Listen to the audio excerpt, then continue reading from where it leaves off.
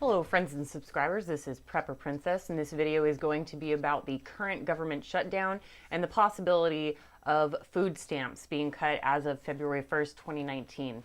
A lot of people think who do not receive food stamps, great, get all those welfare queens off of the system. They've been draining our system forever and it's time that they got a taste of their own medicine. Well, those are people that are thinking in a very nearsighted term. You guys should start thinking and doing some research. The Department of Homeland Security and FEMA used to have 3 days worth of food and water on hand. Then it turned into 2 weeks. Then it went directly from 2 weeks to 6 months. So maybe they have some information about things that are coming up that we don't know about. And this is where you need to not be scared, but be prepared. So I'm going to be toggling back and forth between my laptop over here just to give you guys a quick little rundown of a couple of things. I'm not so much worried about food stamps per se, but I'm more worried about other government shutdowns and subsidies. A lot of people don't think about subsidies. Our food industry, the Department of Agriculture, is incredibly subsidized. That's why you're able to buy a fully roasted rotisserie chicken for $4.50 or $9.50, depending on where you live at your local grocery store.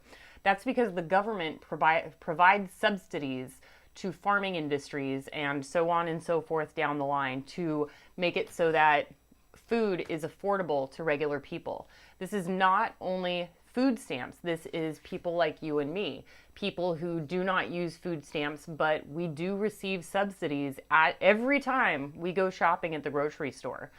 So imagine if the food stamps run out, and then the government stays shut down for a really long period of time, those subsidies are going to be gone. Your $4.50 rotisserie chicken is going to be $50. Okay, your $2 loaf of bread is going to be $25 because of the subsidies that they give to the grain industry. I'm just going to give you a quick definition of the word subsidy, which is a sum of money granted by the government or a public body to assist an industry or business so that the price of a commodity or service may remain low or competitive. So these are huge subsidies that are given to 100% of the American population. This is not just people on food stamps. This is all of us. We all have incredibly cheap priced food where people will complain about the price of food. But think about it, $4.50 for a fully roasted rotisserie chicken.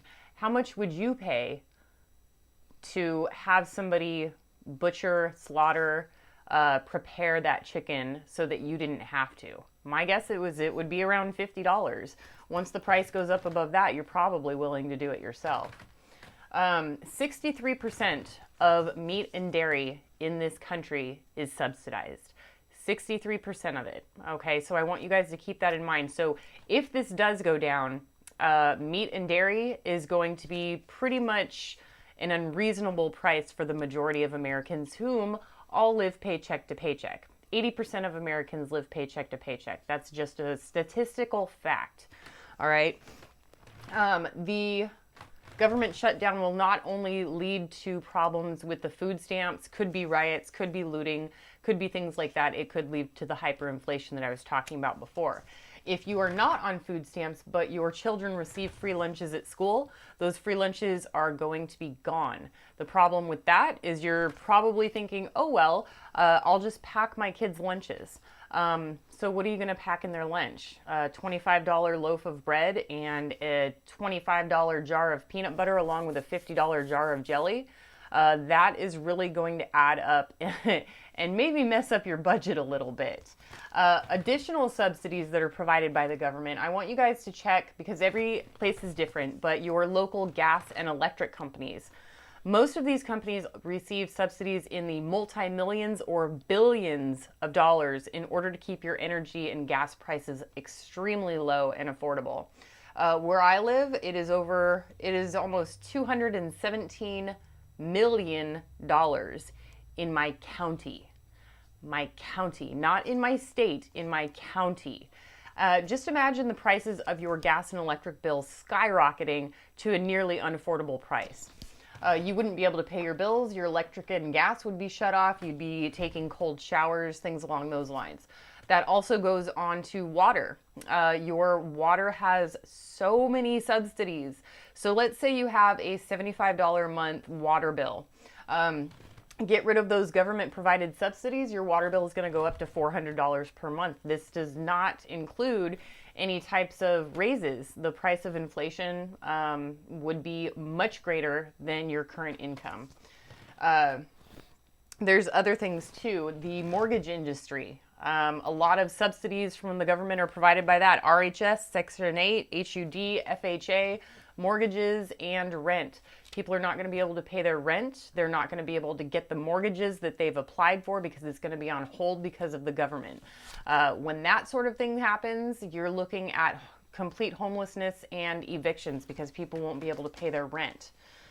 Rents will go up because of those subsidies. The Section 8 in housing, rents are going to go up. Rent goes up, electric goes up, food goes up. That's pretty much all we're really looking at. Huge subsidies in gasoline too. You're looking at $3 a gallon right now. Without those subsidies, you're looking at $15, $20 per gallon.